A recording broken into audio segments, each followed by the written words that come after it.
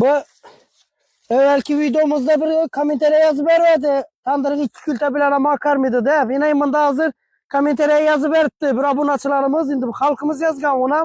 Şulara bir tandır kurup veriyemiz. 2 paya bile 20 petir yoğub aldık dedi. 2 paya bilen de. Size bir komentereye ötüp her bir negatifçiler komentereye okup barsanız da bilesler. Bu tandırlarımıza mina kurulup durttuğun azı bir de Beruni Navay kolxozuna geldik. Azanda video koygan edik. Bu dastapkelerimiz yine ustanıp getirip bu tek başlat durtmuz.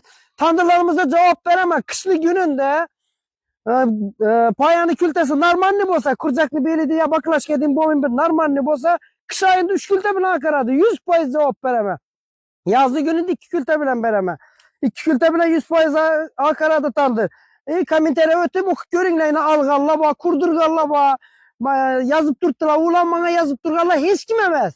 Danınma, prosto sizlerden bir şimdi adamla rahmetine aytip, Xudayım yaxşı günlerine, toylarına narla yapılsı. Şimdi ağzı bu tandırımızdan bitti, balon yaktık, ağzını beklimiz, suvaklarla bitirdik. Keyinki dastapkemizi indi ötüp yine videolar koyup paramız. Fikirleriniz olsa komentere yazınlar. Komenterine okup işindettirip aytıp bara veremen. Tandırlarımız garantiye veremen. Dastapkeler Harazm Karakalpak boylap dastapkelerimiz ba. Hem biri iyi bende 3-4 maşinim yürüp durttu. Hem de tandırlara üzünü işine puhta, üzünü işine sıfatlı cevap verildi on. Adamların malı bürüme. Sağ olun, selamet olun. Telefon nömerleri ekranda.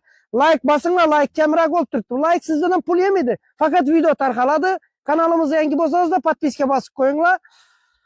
Sağ olun, selamet olun. Tandır gerek olsa telefon kılaverasında. Telefonla ekranla pesinde koyamız.